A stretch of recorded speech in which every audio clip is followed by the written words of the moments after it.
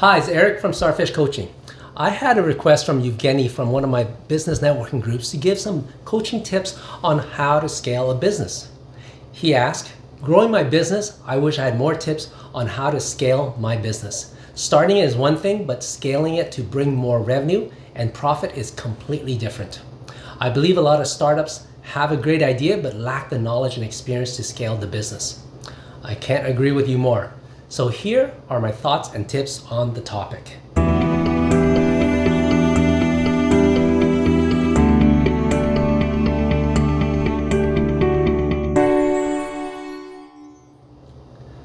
I totally agree with Evgeny. The type of entrepreneur required for a startup is very different than the entrepreneur required to scale a business. A startup requires someone who has, one, a big vision and can sell their ideas and enroll others in their cause. Two, a strong work ethic and willing to put in the sweat equity, which is often required for the startup to get off the ground. And three, a strong determination and persistence. They cannot fail, and the whole startup movement is on their shoulders. They need to be a dog on a bone with their mission. But when you start to have some success with your startup and your company starts to have staff, then the successful entrepreneur or business owner required for that would be someone who is A, disciplined and does not take shortcuts.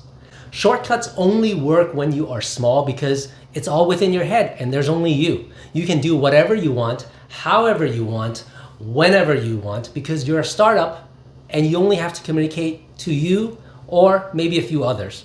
You don't need to teach this to a big team of people. Once you start to grow a team though, then you need to agree on a process and stay disciplined with it because that's how everyone else is doing it, everyone else on your team. A metaphor of this would be like being on a rowboat. You can go anywhere you desire and you can change on the fly, but running and scaling a company is more like leading a dragon boat team. Everyone has to be executing their stroke at precisely the same time on the left and on the right at the same speed and tempo to win championships. On a dragon boat team, you have 20 paddlers. Imagine if everyone was doing their own thing. You would never get anywhere as a team. A second quality of an entrepreneur that is well suited to scale a business is someone who is a good leader of people. Many startups and visionaries don't care to manage or lead people. They want to go fast, and people, especially people that doesn't have the same views, slows them down and it frustrates them. Three, someone who understands systems and can remove themselves from the content and focus higher level on the process. It is only when you can understand and analyze your process that you can design a system that will scale. If you are always focused on the content of the issue, you will always have to spend time and energy to solve the same issues because you're looking at everything on a case-by-case basis. And this may work for a startup, but does not work for a company that's growing. So if you are an entrepreneur in the middle of scaling your business after the startup phase, here are 3 tips that I can offer you. 1, shift from fast and fluid to disciplined and systematic. When you have a team, you need to change from being fast and fluid as a startup to being disciplined and systematic. The bigger your team, the simpler your process should be.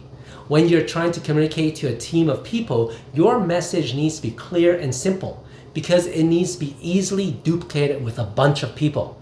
Your process needs to be so simple that it leaves no guesswork. When you have a team of people, you don't want to leave it to them to guess how to do things. That's just chaos. The process needs to be so simple and intuitive that it's easy to follow and easy to train. Making a mistake with a team of 2 or 3 people, not a big deal. But when you make that same mistake, multiplied by 10 to 15 times as your company grows, then you have a much bigger problem at hand. When you get to that scale, you need to keep things as simple as possible so that it is easily reproducible. 2, grow and evolve yourself as a leader before your company can grow. I've seen that over and over again. As I laid out for you, the entrepreneur who is good with startups is oftentimes not the same entrepreneur or business owner that is successful at scaling a business. The first step is to recognize this for yourself, recognize your own strengths and weaknesses relative to the size that your company is at, and grow yourself. Learn new skills to supplement your weakness and use your strengths relative to what the company needs at its current state. You can do this either through 1, reading leadership and business books. Some classics that I still refer to are 7 Habits of Highly Effective People, Good to Great, The E-Myth, and a really good newer book is Traction by Gino Wickman. 2, you can take personal development courses like Tony Robbins, Landmark, or Sai seminars. Being a successful leader is very much about self-awareness and building your own psychology and mindset. And that is what these courses will do for you. Or 3, you can look for a mentor or a coach who has done it before and they can show you the way. This will save you years of time of discovering for yourself. An example of this is you trying to climb Mount Everest on your own without ever having done it before. Or hiring a guide to show you the way, or a trainer who has done it before to get you ready for it. If you can't or don't want to grow yourself, then my last tip to you is to find those who have the strengths that will supplement your own weakness. There is no rule that says you have to do it all on your own. In fact, many successful companies is a result of the right combination of the different personalities required for success. You can watch my video up there talking about exactly that. 3, attract good people that aligns with your vision and values and get out of the way. Your job as a CEO or business owner is to find the few individuals that will run your company for you and do it better than you can. But the important thing here is to know how to identify them. In Jim Collins' book, Good to Great, he talks about the now classic business concept of finding people that is meant to be on your bus and then put them in the right seats. What this means for a company is your company represents a bus. You have to find people that want to be on that bus with you. These people are people who sees the vision of the company, resonates with the mission, and wants to build the cause with you. The good news here is if you are good as a startup entrepreneur, then you will be good at selling this vision to your people, especially the new hires. Once you have enrolled them to be on your bus, then you want to make sure that they are on the right seat. Everyone has their own zone of genius where they get their job, they want to do their job, and they have the capacity to do their job well. Once you match up the job with the right person, then they are on the right seat, going in the right direction, on the right bus. After that, your job as CEO gets much easier. It's a simple concept, but I do forewarn that it's not the easiest thing to do.